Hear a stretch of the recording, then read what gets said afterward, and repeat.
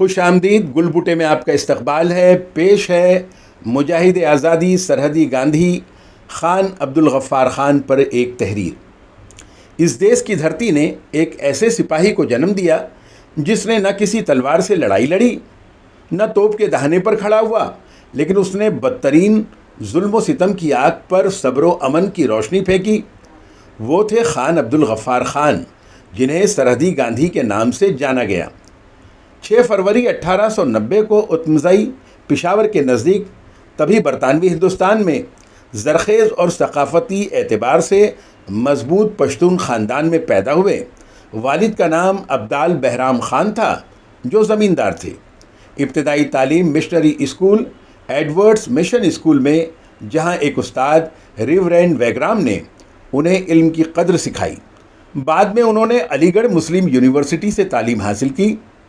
20 سال کی عمر میں 1910 میں اپنے آبائی گاؤں اتمزئی میں ایک مدرسہ قائم کیا، جہاں لڑکوں کے ساتھ ساتھ لڑکیوں کو بھی تعلیم دی جاتی تھی۔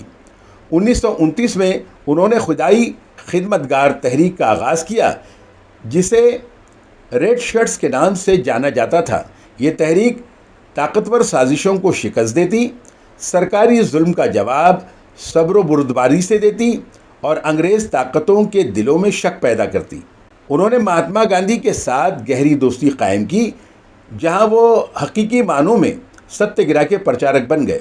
انہیں سرحدی گاندھی کے نام سے یاد کیا جاتا ہے۔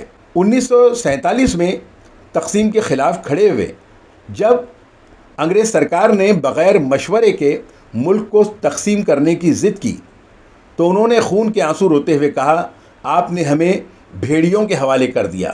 آپ کی زندگی کا غمگین اختتام 20 جنوری 1988 کو پشاور میں ہوا، جہاں وہ ہاؤس اریسٹ تھے۔ وہ شخص جس نے تلوار اٹھائے بغیر ظلم کا مقابلہ کیا، جس نے نفرت کی آوازوں کو صبر کی سلامی دی، آج بھی ہمارے دلوں میں زندہ ہے۔ خان عبدالغفار خان باچا خان صرف ایک نام نہیں، بلکہ امن کا ایک انداز حیات ہے۔ آپ سن رہے تھے خان عبدالغفار خان پر فاروق سید کی تحریر، سید نظام الدین قاسم کی زبانی۔